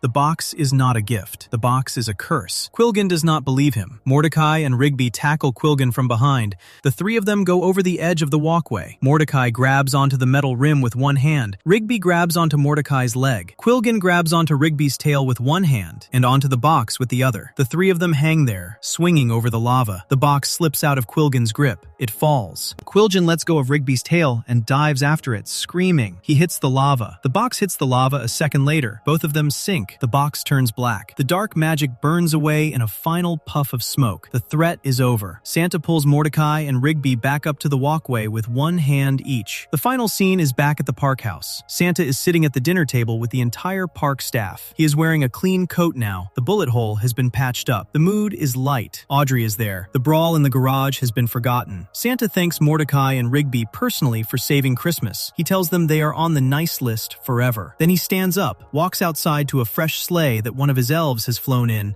and takes off into the snowy sky. The credits play over a slow piano version of a Christmas tune. The park staff watches him go. The Christmas special is dark for a regular show episode for a few specific reasons. The villain uses a pistol. The villain shoots Santa Claus in the back at point-blank range, and the audience watches Santa fall out of the sky. The villain dies on screen, screaming in a pit of molten lava. The villain's motivation is treated seriously rather than as a joke. Quilgen actually believes that giving every kid in the world a magic box that turns them into selfish monsters is a kind thing to do, and the show lets him explain his reasoning before he dies. The dark magic in the box brings out the worst in every character, including the friendly ones. Pops, who is the kindest character in the show, is corrupted by the box and starts grabbing for it like everyone else. Watching Pops turn mean, even for a few seconds, is a strange and uncomfortable thing to see. The episode also commits to the bit about violence in a way most kids' Christmas specials never do. Santa is shot. Muscle Man is thrown across a garage. Carter and Briggs end up in a car accident. The chase across the highway ends with multiple elves crashing into the snow. The whole 23 minutes have a body count, even if Santa himself survives in the end. Before we move on, if you're enjoying this analysis, please consider subscribing. It helps the channel tremendously. The next episode on this list goes back inside the park house, but this time the danger is not coming from outside. It is coming from a memory the oldest member of the staff has been carrying around for over 150 years. And the only reason he tells it out loud is that two of his co-workers asked him a question they did not realize was going to make him cry. Section 6. Skip's Story. Season 5, Episode 22. The 5th season of Regular Show aired an episode on April 14th, 2014 that finally answered a question fans had been asking since the very first episode of the show. The episode is called Skip's Story. It is the 22nd episode of the 5th season, and it is built entirely around the oldest member of the park staff. Skips, the tall white yeti who works in the park alongside Mordecai and Rigby, has been a mystery from the start. He never seems to age. He has been at the park for over 100 years. He has skills that no one else has. He knows things he should not know. He has a sad look behind his eyes that the other characters notice but never bring up. Across 4 full seasons of the show, the writers had been dropping small hints about his past. He had a girl he loved once. She is gone now. He skips everywhere he walks because of her. The hints kept piling up. The full story stayed locked away. Then this episode came out, and the locked door finally opened. The episode is sad in a way the show had never tried before. There are no monsters in it. There is no big fight at the end. The whole half hour is one man telling 2 of his co-workers the saddest thing that ever happened to him, and the 2 co-workers, who normally cannot sit still for 10 seconds, sit perfectly still and listen all the way through. The episode opens in the park house. Mordecai and Rigby are sitting on the couch, doing what Mordecai and Rigby do, which is wasting time. Skips walks in to ask them for help with something. The 2 of them ask him a small, casual question. Why are you called Skips? Skips stops in the doorway. His face goes still. He does not answer right away. He sits down across from them. He tells them his real name is not Skips. His real name is Walks. He has been called Walks for most of his life. The reason he changed his name is part of a long story that he has never told anyone. Mordecai and Rigby exchange a look. They settle in. Skips begins. The story takes place in the middle of the 1800s, almost 170 years before the events of the show. Walks, a young yeti, has just transferred to a new high school. The whole episode shifts visually at this point. The colors get warmer. The animation gets softer. The setting is a strange version of an old American school that somehow has rotary phones, neon lights, and a record player in the cafeteria, because the show keeps the 80s feel even when it is set in the past. Walks has been thrown out of every other school he has attended because of fighting. The principal of the new school is the great-great-grandfather of Benson, the gumball machine boss from the present day, and he looks and sounds almost exactly like Benson does. He warns Walks at the front door that one more fight will get him kicked out of every school in the country forever. Walks promises to behave. He shoulders his bag. He walks inside. On his first day, Walks meets a girl in the cafeteria. Her name is Desdemona. She goes by Mona. She is small and kind and dressed in a long, old-fashioned dress with a bright bow in her hair. She warns him that the soup the cafeteria serves is terrible. Walks takes a sip anyway. He spits it back out so hard that some of it lands on Mona's dress. She laughs. He laughs. They sit together for the rest of lunch. From that moment on, Walks and Mona are inseparable. They walk to class together. They share notes. He carries her books. They talk about the future. They make plans for the school dance. The animation during these scenes is gentle and quiet. The music is soft. The whole middle stretch of the episode plays like a teen romance from a much older movie. Rigby, watching from the couch in the present, complains that the story is getting mushy. Mordecai shushes him. Skips keeps going. The school has a bully. His name is Clorgbane. He is a giant red demon with horns. He is much bigger than Walks and much stronger. He picks on the smaller students for fun. One of his favorite targets is a small group of nerdy kids called the Guardians of Eternal Youth, led by a quiet boy named Gareth. Clorgbane has been pushing them around for weeks. Walks sees this happening one afternoon and steps in. He shoves Clorgbane off Gareth. Clorgbane laughs. He challenges Walks to a fight after school. The principal, Benson's ancestor, sees the shove and calls Walks into his office. He tells Walks one more fight will end his school career forever. Walks goes home that night with a problem. He cannot back down from the fight, because if he does, Clorgbane will keep hurting people. He cannot show up to the fight, because if he does, he will be expelled, and he will never see Mona again. Gareth and the Guardians of Eternal Youth come to him with an offer. They have been working for months on a secret weapon they call the Fists of Justice. The Fists of Justice are a pair of golden gloves with the power to defeat Clorgbane in one punch. Gareth promises Walks that the gloves will be ready in time for the big school dance, which is the same night the fight is supposed to happen. Walks agrees. He keeps the deal a secret from Mona. He does not want her to know about Clorgbane. He does not want her to know about the gloves. The next few scenes are a quiet montage of Walks and Mona spending time together, while, in the background, Gareth and the Guardians work in a secret room building the gloves. The two storylines run side by side. Walks and Mona dance. Gareth hammers metal. Walks and Mona laugh in the park. The Guardians solder the wires. The night of the dance is coming. The dance arrives. The school gym is decorated with streamers and balloons. The record player is spinning a soft love song from the 80s, even though the year is supposedly the 1800s. Walks shows up in a suit. Mona shows up in a beautiful dress. He gives her a small necklace. She puts it on. They walk onto the dance floor. Walks pulls her close. The music swells. The two of them dance slowly under the lights. The whole moment is genuinely happy. Walks looks at her and for a few seconds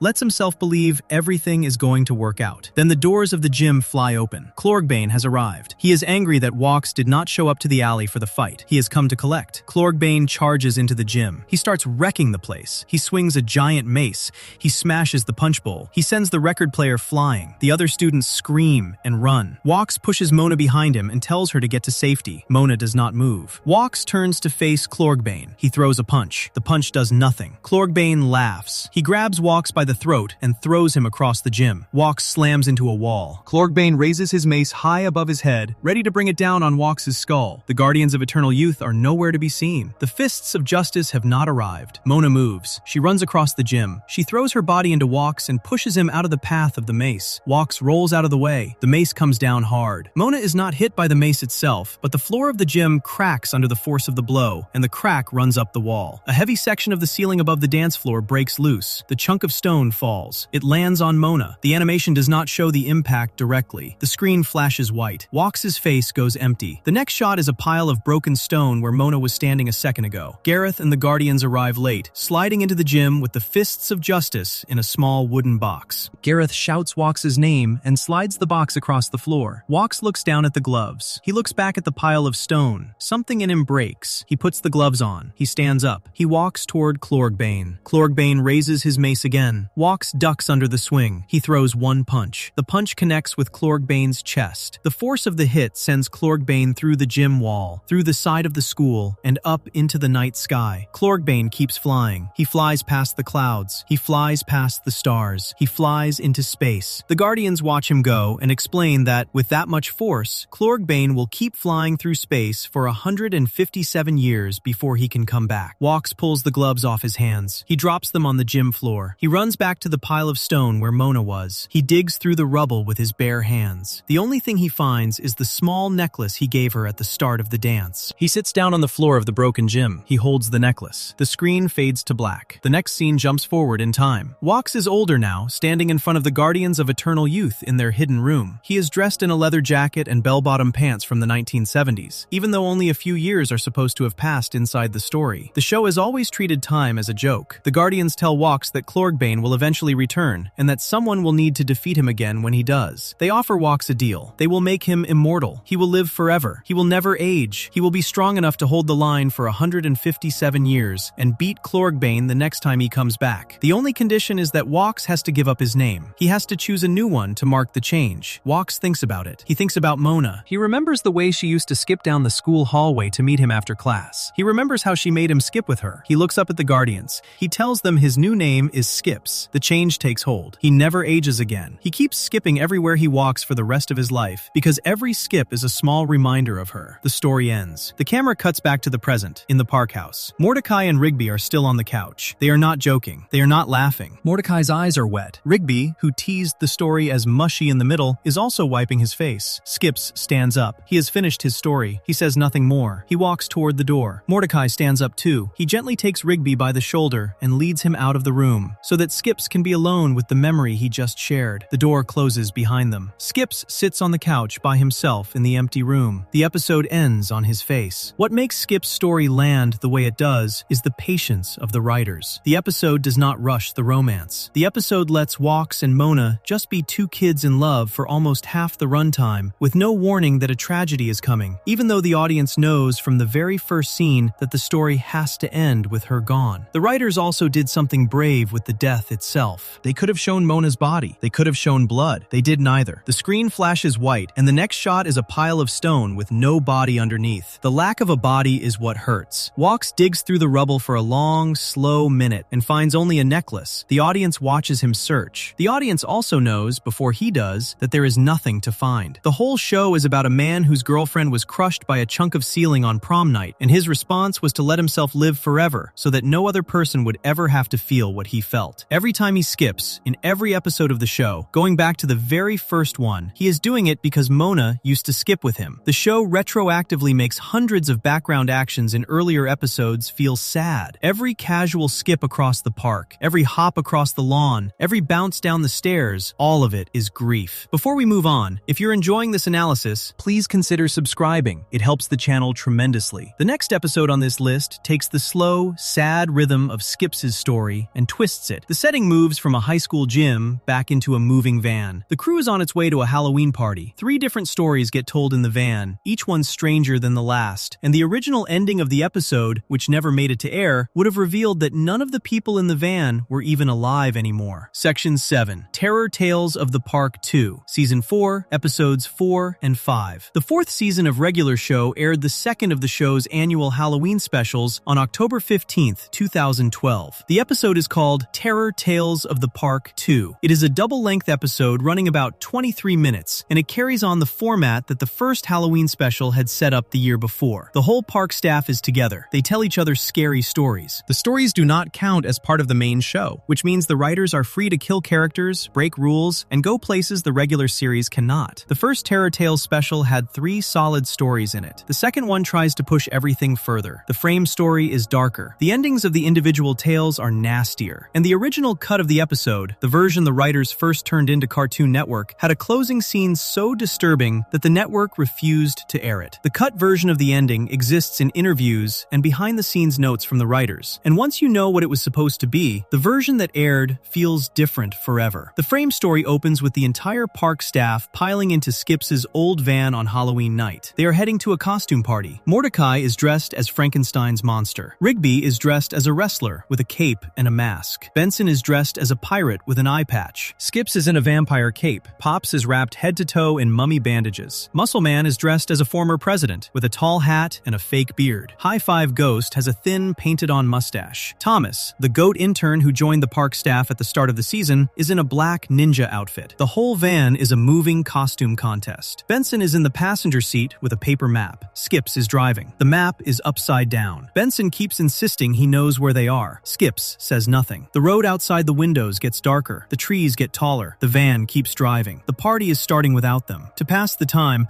Mordecai suggests they tell scary stories. Pops claps his hands together excitedly. Benson protests because the last time the park staff told scary stories, Pops could not sleep for 2 weeks. Pops insists he is fine. Mordecai goes first. Mordecai's story is called Payback. The story takes place at a bowling alley on a dark and stormy night. Mordecai and his uncle Steve, an older blue jay in a cardigan, are bowling together. Mordecai is goofing around. He sets up a trick shot. He flings the bowling ball backwards over his shoulder. The ball misses the lane completely. The ball rolls behind the row of seats and disappears into the ball return machine. Uncle Steve laughs. He walks over to the machine to fish the ball back out. He leans his head down into the return chute to look inside. The machine grabs him. The machine pulls him in. Uncle Steve is gone. The next sound is a heavy mechanical thud from inside the wall, and then silence. Mordecai stands frozen with the bowling shoes on his feet. The episode does not show the body. It just lets the moment hang. Mordecai goes home. From that night forward, Uncle Steve haunts him. Steve appears behind shower curtains. Steve appears at the foot of the bed. Steve appears in the rear-view mirror of his car. Mordecai cannot sleep. He cannot eat. He cannot work. The whole story is about Mordecai trying to make peace with the fact that he killed his own uncle by accident. The story ends with Mordecai trapped in the back of the bowling alley, surrounded by the ghost, finally apologizing out loud for what he did. The ghost forgives him. The ghost fades away. Mordecai wakes up screaming. The whole story was a dream. Pops is shaking in the back seat of the van. Benson is annoyed. Just as Mordecai finishes his story, his phone rings. It is Margaret, the Red Robin who works at the coffee shop. She is calling on speakerphone from inside the Halloween party that the van is supposed to be driving to. She tells the van that she and her friend Eileen have already arrived. Mordecai asks her to keep them entertained. Margaret offers to tell the next scary story over the phone. Eileen, in the background, agrees to help. The story Margaret tells is called Party Bus. Party Bus follows Mordecai, Rigby, Margaret, and Eileen on a different Halloween night. They are trying to get to the movies. They miss the regular bus and end up climbing onto a strange, long black bus called the Party Bus. The driver of the bus is a tall, thin man with a grin. The inside of the bus is lit with neon party lights. The music is loud. The four of them sit down. The bus pulls out into the road. Within 30 seconds, something is wrong. Mordecai notices that Margaret is starting to look older. Lines are appearing on her face. Her hair is going gray. He looks at his own hands. His feathers are turning white. The driver tells them, calmly, that the bus is moving forward through time itself. As long as the bus keeps moving forward, the riders keep aging. The faster the bus drives, the faster they age. The four of them race to the front of the bus to confront the driver. By the time they reach him, Eileen has gone from a young woman to a tired grandmother. Rigby, sitting on a bench in the back, ages from a teenage raccoon to an old man to a skeleton in a sweater, his bones rattling against the seat as the bus jolts. Mordecai, holding Margaret's wrinkled hand, manages to grab the steering wheel and turn the bus around. The bus starts driving in reverse. Time runs backwards. The riders begin to get younger. The skeleton in the back fills back out into Rigby. Rigby comes back from the dead. The four of them roll out of the bus before time can flip again. They are alive. They have aged a few extra years they cannot get back. Pops, in the van, is shaking even harder now. Benson tells everyone to stop. Skips is distracted by the argument and not watching the road. He drifts into the oncoming lane. A truck horn blasts in the dark. Skips swerves at the last second. The van slides off the road, bounces down a ditch, and slams into a tree. The whole staff climbs out, shaken but alive. The van is wrecked. They are stranded on a country road in the middle of nowhere on Halloween night. A pair of headlights appears around the bend. A tow truck rolls up. The driver is a tall, thin man with a long beard, and he offers, in a calm, flat voice, to drive them the rest of the way to the party in the cab of his truck. The whole staff piles in. The truck pulls away from the wreck of the van and starts driving down the road. Mordecai and Rigby beg Benson to let them tell one more story. Benson says no. He says he will tell the last story himself to make sure it is appropriate. Benson clears his throat. Benson's story is called Wallpaper Man. The story takes place inside the park house, with all the regular characters. Mordecai and Rigby are wrestling in the upstairs hallway and accidentally tear a strip of wallpaper off the wall. Benson finds it. He tells them they have to redo the entire hallway. They have to find matching wallpaper. The pattern they ripped is no longer made anywhere in the country. Mordecai groans. Rigby flicks on the television in the hallway. A commercial is playing. The man on the screen is a friendly worker named Jan. Jan, with thick square glasses and a neat collared shirt, is smiling at the camera. He is the wallpaper man. He is offering to do a free wallpaper job for any first-time customer. Mordecai calls the number. Jan arrives at the park house within the hour with a roll of fresh red and black wallpaper under his arm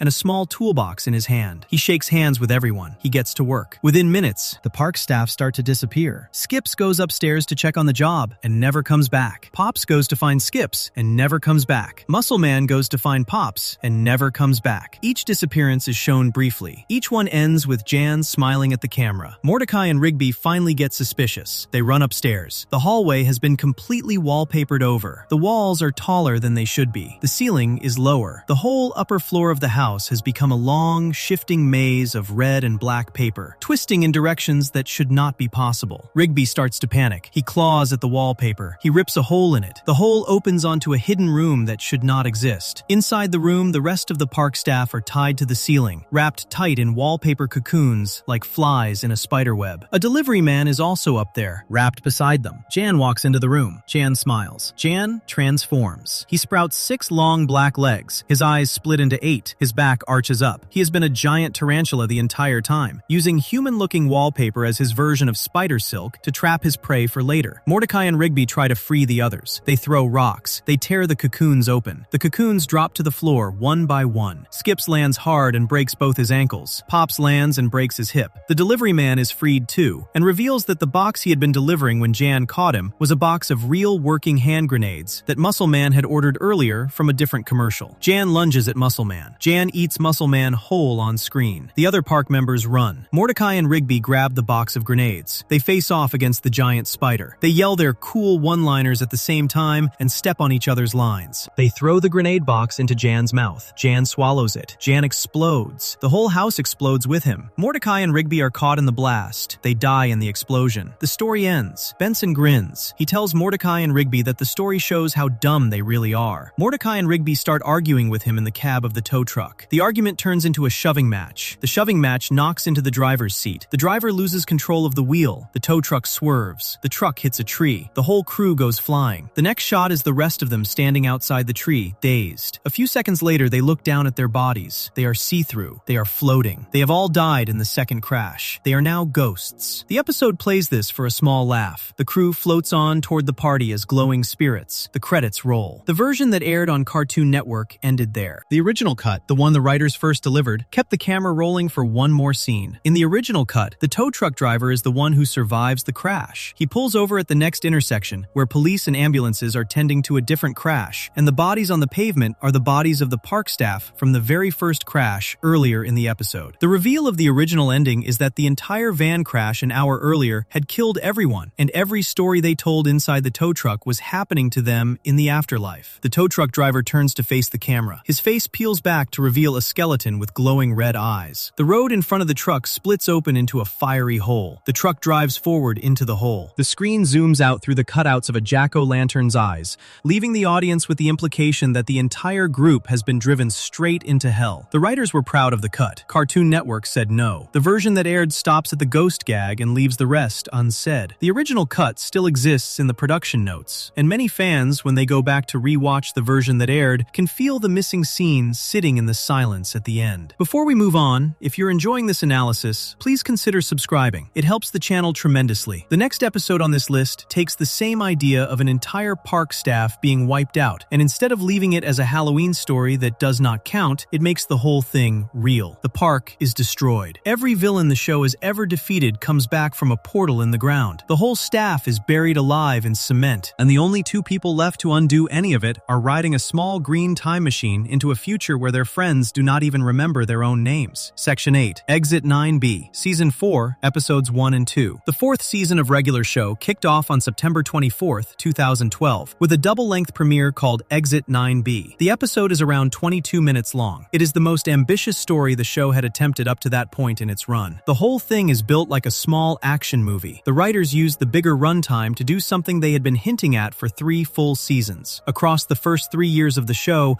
Mordecai and Rigby had defeated an enormous number of strange villains. Floating heads, killer cars, demonic songs, cursed video games. Most of those villains had died in the episode they appeared in. The audience, if they were paying attention, had been watching a quiet body count grow week by week. Exit 9B is the episode where every one of those villains comes back at the same time, all together, in a coordinated plan to wipe Mordecai and Rigby off the map. The episode also opens in a way that no episode of Regular Show had ever opened before. The park is already gone. The first shot of the episode is a wide overhead view of the park. It is on fire. Bulldozers are tearing through the trees. The park house is a pile of rubble. Construction equipment is digging up the grass. A tall, thin man in a dark coat with a long beard is supervising the destruction. He is the new contractor in charge of the site. His name has not been given to the audience yet. Mordecai and Rigby are running through the wreckage, dodging bulldozers, trying to find the rest of their friends. Most of the park staff have already been captured. Skips is pinned. Pops is unconscious. Muscle Man is being dragged off. The contractor's workers grab Mordecai and Rigby and start to take them too. Rigby pulls a small green time machine out of his pocket, the same time machine they used in the episode Bad Kiss, and slams the button. The 2 of them disappear in a flash of green light. When Mordecai and Rigby reappear, they are still in the same spot, but the world around them has changed. The trees are gone. The grass is gone. A long stretch of gray concrete highway freeway runs across what used to be the park. A large green sign hangs over the road. The sign reads, Exit 9B. The time machine has carried them 2 months into the future. The park has been razed completely and replaced with a freeway. The construction crew is gone. The bulldozers are gone. The new road is full of cars. The whole place is unrecognizable. Mordecai picks up a piece of paper that the rest of the staff had been carrying earlier. The paper is a City Hall document that, if signed by every park employee, would legally classify the park as a historical site, which would force the freeway to be torn up and the park to be rebuilt. The catch is that all 6 employees have to sign it. Mordecai and Rigby look at the paper. They look at the freeway. They have a lot of work to do. The second act of the episode is the rescue mission. The bearded contractor has not just destroyed the park. He has captured every member of the park staff, brainwashed them, wiped their memories, and given each of them a new fake identity. Skips, the immortal Yeti, is now running a small auto body shop and does not remember Mordecai and Rigby. Pops is working at the City Butterfly Sanctuary and answers to a new name. Muscle Man is somehow now teaching as a quantum physics professor at a small college, in a tweed jacket with elbow patches, lecturing students about advanced math. High Five Ghost is delivering pizzas. Benson is working as a personal assistant to the contractor himself, fetching pizza orders and handling phone calls. Mordecai and Rigby track down each one in turn and try to snap them out of the brainwashing. The way they break the spell is by reminding each character of one specific, deeply personal memory from earlier in the show. With Skips, Rigby brings up the only woman he ever loved, Mona, from the episode Skip's Story. Skips' eyes flash through every important moment of his time with Mordecai and Rigby, and the memory snaps back. With Muscle Man, Mordecai asks him a math joke, and the punchline of the joke is the words, "my mom," which is Muscle Man's signature catchphrase from every previous season. Muscle Man's memory snaps back. Pops gets snapped back by a lollipop. High Five Ghost gets snapped back by a high five. Each rescue is a small emotional moment, with a flashback montage of the characters' biggest scenes from the show's history. Benson is the hardest one to crack. He is so deep into the brainwashing that he does not respond to any normal trigger, and he ends up being the last piece of the puzzle. Once the staff is reassembled, the bearded contractor finally reveals himself in the third act of the episode. He pulls down his hood and rips off his fake beard. Underneath is a giant floating head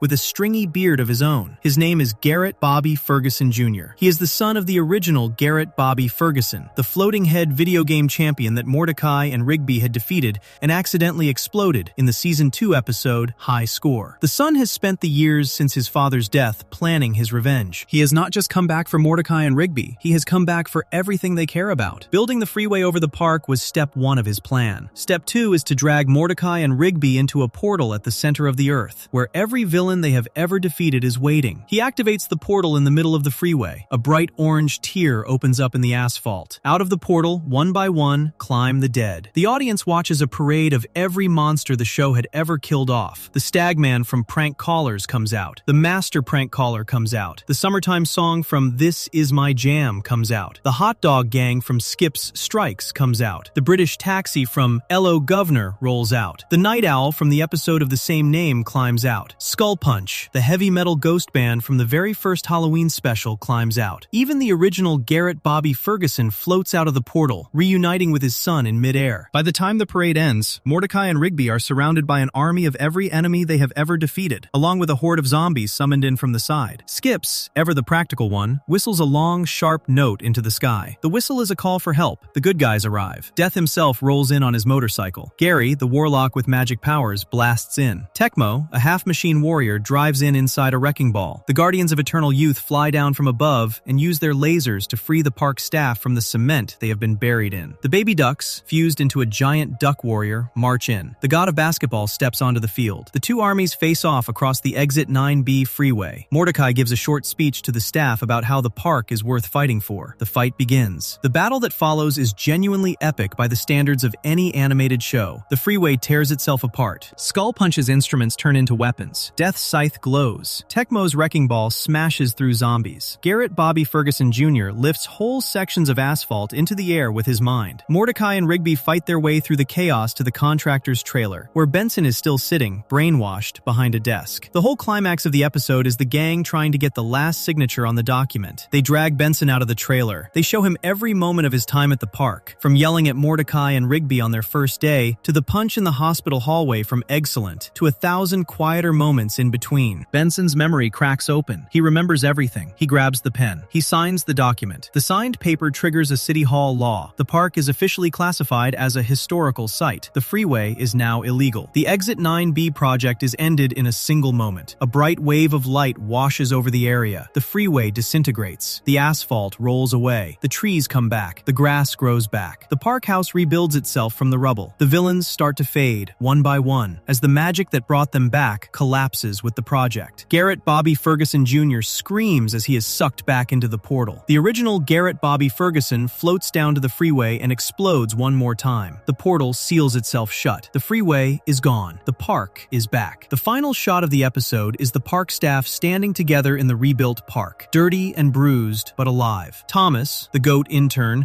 who had spent the entire episode hiding in the bushes, walks out and is welcomed onto the team. The episode ends on a quiet group shot under a clean blue sky. The park is whole. Everyone is home. Exit 9B is dark for a regular show episode for a specific reason. The episode opens with the destruction already finished. The audience does not get to watch the park slowly fall apart. The audience just walks into a scene where everything they care about is already gone. The friends do not remember each other. The home is rubble. The ground is gone. The recovery takes the full runtime of the episode, and even after the park is restored, the episode never lets the audience forget that all of it can be taken away in an afternoon. The villains come back. The good times can be undone. Every silly enemy from every silly episode is, secretly, still out there waiting for a turn. The show would never quite feel the same after this episode aired. Before we move on, if you're enjoying this analysis, please consider subscribing. It helps the channel tremendously. The next episode on this list does not have an army of villains. It does not have a portal. It does not have a freeway. The next episode has one raccoon, sitting alone in the back of a small airplane, looking out the window at clouds, getting ready to do the only thing on his life list he has ever come close to actually doing. Section 9. Rigby in the Sky with Burrito. Season 5, Episode 18. The 5th season of Regular Show aired an episode on February 24th, 2014 that on the surface looks like one of the silliest stories the show ever made. The episode is called Rigby in the Sky with Burrito. The title is a play on the old Beatles song, Lucy in the Sky with Diamonds. The plot, in one sentence, is that a small raccoon tries to jump out of a small airplane while eating a burrito. That sentence is true, and also misses the entire point of the episode. Underneath the goofy premise, this is one of the most quietly sad stories the show ever made. There are no monsters in it. There is no time travel in it. There are no portals, or wizards, or floating heads. The whole story is built around a small piece of mail that arrives at the park house one morning. And the way that small piece of mail forces a 23-year-old raccoon to look at his entire life and realize he has not actually done anything. The episode opens in the living room of the park house. Mordecai and Rigby are bored. They have a stack of unopened mail on the table. They start playing a game with the envelopes. They pretend they are samurai or ninjas. They cannot decide which. They use the envelopes as fake throwing stars and fake swords, slicing at each other across the room. Rigby grabs a thick envelope to use as a fake dagger. He pretends to stab himself with it. The fake stab is a joke. He pulls the envelope away and looks at it for the first time. The envelope is real mail. It has both their names on it. He opens it. The letter inside is an invitation to their old high school reunion. The reunion is in 2 days. Rigby gets excited at first. He grabs Mordecai. He pulls down their old yearbook from the shelf. He flips through it. Mordecai's senior page is full of activities. He was in art club. He played jazz saxophone. He had a yearbook quote. He had a lot of friends. He looks comfortable in every photo. Rigby's senior page is different. Rigby dropped out of high school during his senior year. He never graduated. He never got his diploma. The page he made for himself in the yearbook is one big list of everything he was going to do once he was free of school. The list is the kind of list a 17-year-old writes when they are angry at the world and trying to look cool in front of their classmates. He was going to become a famous heart surgeon. He was going to take a picture of himself mooning the camera on all 7 continents. He was going to ham bone for the Pope. He was going to kill a giant squid. He was going to break 2 world records, one for the largest feet in the world and one for kicking the biggest butt in the world. He was going to get a slam dunk in the Olympics. And, near the bottom of the list, he was going to skydive while eating a burrito. Rigby reads the list out loud. The smile on his face slowly drops. He has not done a single one of the things on the list. He is 23 now. 6 years have gone by since he wrote the list down. He works as a groundskeeper at the same park his best friend works at. He still lives with his best friend. He has never been to the Olympics. He has never been to any of the 7 continents. He has never met the Pope. He has not killed any kind of squid, large or small. The reunion is in 2 days. Every classmate who is going to be at that reunion has been waiting 6 years to find out what cool things Rigby ended up doing. Mordecai gently suggests that Rigby could just skip the reunion. Rigby says no. If he skips it, his classmates will know he made the whole list up. They will laugh at him for the rest of their lives. The two of them go through the list, one item at a time, and try to figure out which thing on it is realistic unrealistic. Heart surgeon takes years of school. Mooning all 7 continents takes plane tickets. The Pope is hard to reach. Killing a squid is illegal in most countries. The biggest feat in the world cannot be grown in 2 days. The slam dunk in the Olympics requires being in the Olympics. The only thing on the entire list that is even remotely possible to pull off in 48 hours is the burrito skydive. Rigby decides that is the one. He is going to jump out of an airplane while eating a burrito. If he can do it, he will at least have one true story to tell at the reunion. Mordecai drives him to a small skydiving school called Jumpin' Jim's Skydiving Academy. The man who runs the school is a tall, thin instructor named Jim. Jim straps Rigby into a tandem harness on a wind machine on the ground for practice. Rigby pulls a foil-wrapped burrito out of his pocket. Jim tells him not to bring food onto the wind machine. Rigby does it anyway. The burrito hits the spinning fan. The burrito explodes. Beans and cheese fly everywhere. Jim is covered in burrito guts. Jim throws Rigby out of the school. Rigby is now banned from the only skydiving school in town, and the reunion is the next day. Muscle Man saves the day. He happens to know an off-the-books pilot named Johnny, who lives in a trailer behind a hangar and flies a small, beat-up airplane out of a backfield. Johnny has recently changed his last name to Skydiver, in the same way Rigby changed his name to Trash Boat in an earlier episode. Mordecai notices the parallel and brings it up. Rigby tells him to stop talking. Johnny agrees to fly Rigby up in his small plane the next morning. The price is cheap. The plane looks like it should not legally be in the sky. Rigby gets in anyway. The flight up is the quietest part of the episode. Mordecai and Rigby sit in the back of the plane while Johnny flies. Rigby has the burrito in one hand and a small camera in the other. He plans to take a photo of himself eating the burrito mid-fall as proof for the reunion. Mordecai sits across from him and tries to talk him out of it one more time. Mordecai tells Rigby that nobody at the reunion is going to care. Rigby looks out the window of the plane. He says something he has never said out loud before in the entire run of the show. He tells Mordecai that Mordecai does not understand. He says Mordecai was actually cool in high school. He says this is his only shot. The plane keeps climbing. Mordecai goes quiet. Rigby looks back out the window. The jump itself is exactly as silly as the premise. Rigby leaps out of the side of the plane. He whoops with excitement. For a few seconds, he forgets about the burrito and the camera completely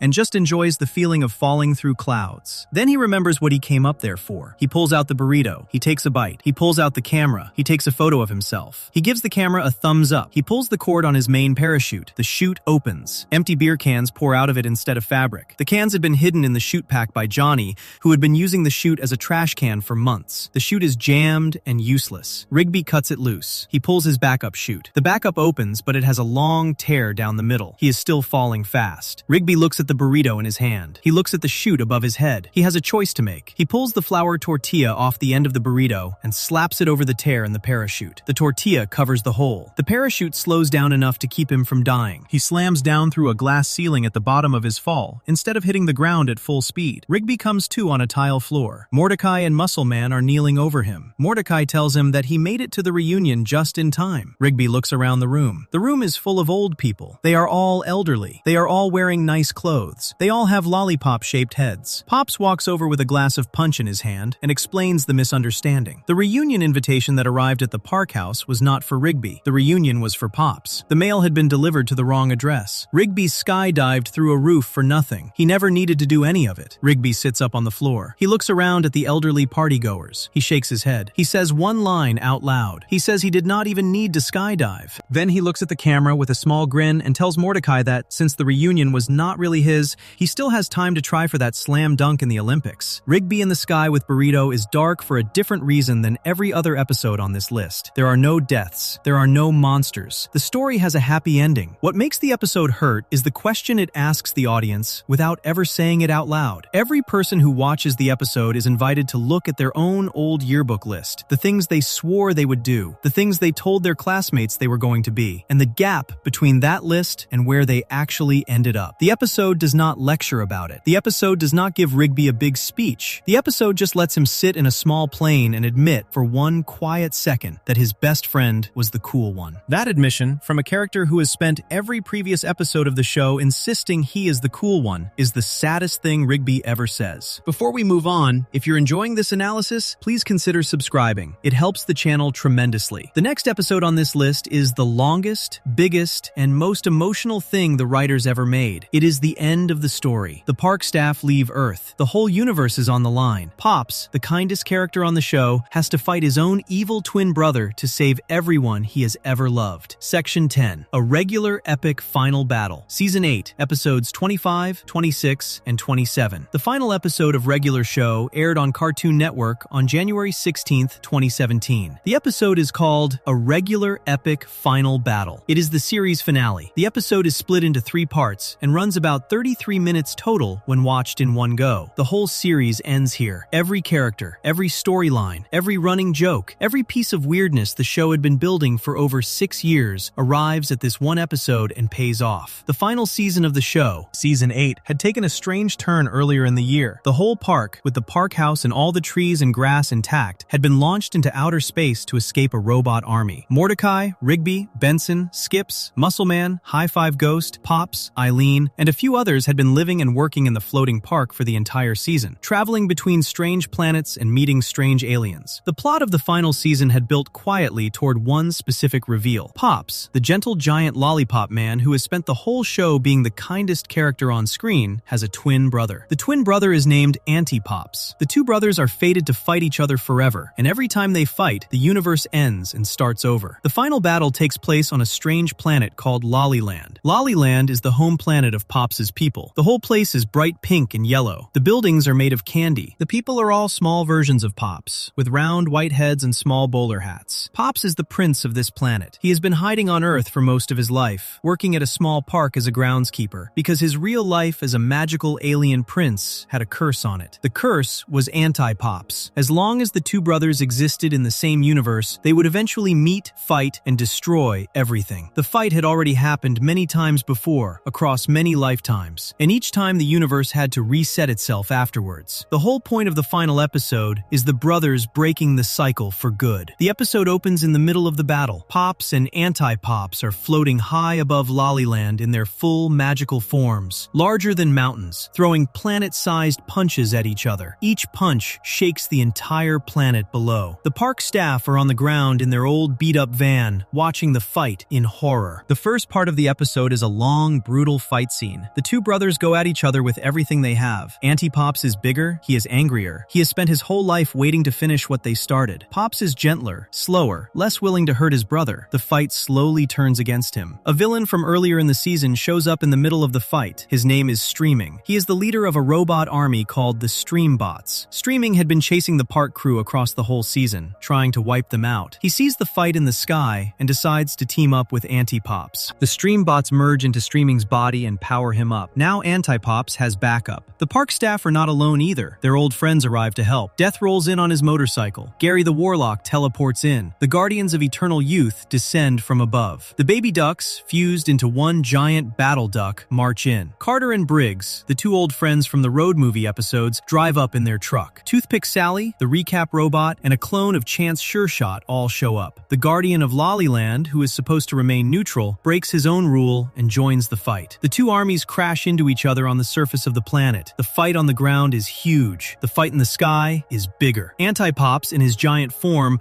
gets the upper hand on Pops. He pins his brother down. He starts to use his magic to erase the people on the ground one by one. Erasing in this episode is not a normal death. Erasing means a person is removed from existence completely, with no body, no soul, no trace, no memory. Anti-Pops erases High Five Ghost first. High Five Ghost simply blinks out of the sky in mid-fight. Then Muscleman. Muscleman is gone. Pops, watching his friends disappear from the surface of the planet, finally goes into his own giant form for the first time in the whole show. The two brothers now stand at equal size in the sky, throwing punches at each other across the clouds. Anti-Pops keeps erasing. He erases the rest of the allies one by one. Death is gone. Gary is gone. The Guardians are gone. Eileen is gone. Skips is gone. Benson is gone. Pops watches every one of his friends disappear. The only two left on the surface are Mordecai and Rigby. Anti-Pops erases the power, an artifact the park staff had been carrying with them, in a final attempt to wipe out everything. Anti-Pops then kicks Pops through a portal and traps him on the other side. The cycle is about to repeat. The universe is about to end. The second part of the episode pulls a clever trick. Mordecai and Rigby realize that the only way to stop the cycle is to get in between Pops and Anti-Pops at the moment their fists collide. The two of them climb to the top of a high platform on Lollyland. They jump. They fly toward the spot in the sky where the brothers' punches are about to meet. The punches connect. Mordecai and Rigby are crushed between the two giant fists. The universe explodes. Time resets. The third part of the episode opens in a way that surprises every fan watching. The screen turns black. Then it fades up on a familiar scene. Mordecai and Rigby are sitting on the couch in the Park House, on what looks like the very first day of the very first episode of the show. The Park House is whole, Pops is alive. Benson is yelling at them to set up chairs. The whole show has been reset back to the pilot episode. Rigby blinks. He looks around. He remembers everything. The reset has not erased his memory. He shakes Mordecai. Mordecai is confused. Mordecai does not remember. Rigby grabs a small bag of buried Blu-rays from the previous episode Cheer Up Pops. He hands one to Mordecai. The moment Mordecai touches the disc, his memories of the entire series come flooding back in a single bright flash. The two of them realize they are still inside the time loop. The reset did not work properly. They have a chance to fix it. Rigby uses the last of the power to send the two of them forward in time, back to the moment of the final punch. The whole final battle plays out again, but this time Mordecai and Rigby are watching it from outside the loop. Anti-Pops attacks them. He destroys the last piece of the power. They are stuck on Lollyland with no weapons and no plan. Pops, still in his giant form, finally realizes what he has to do. He looks down at the two brothers' endless cycle. He looks at the wreck of Lollyland below. He looks at the empty space where his friends used to stand. He understands that the only way to break the cycle for good is to take himself out of it. Pops grabs Anti-Pops in a tight hug. He flies straight up. He aims at the sun. He carries his brother through the upper atmosphere and into the cold black space above Lollyland. As he flies, he sends a silent message to Mordecai and Rigby on the ground, saying goodbye. Anti-Pops, in mid-flight, finally calms down. The two brothers, for the first time in their lives, look at each other with no anger. Pops tells him it is okay. Anti-Pops nods. The two of them fly side by side into the sun. The sun flares. The cycle ends. The universe stays in one piece for the first time. The wave of Anti-Pops' erasing rolls back across the planet in reverse. High Five Ghost reappears. Muscle Man reappears. Eileen reappears. Skips reappears. Benson reappears. Death, Gary, the Guardians, the Baby Ducks, all of them. Lollyland rebuilds itself from the rubble. The whole staff stands together on the planet, looking up at the sun, knowing what just happened. The fourth and last section of the episode is a quiet epilogue that fast-forwards through the rest of the park staff's lives. 3 years pass. The park, still floating in space,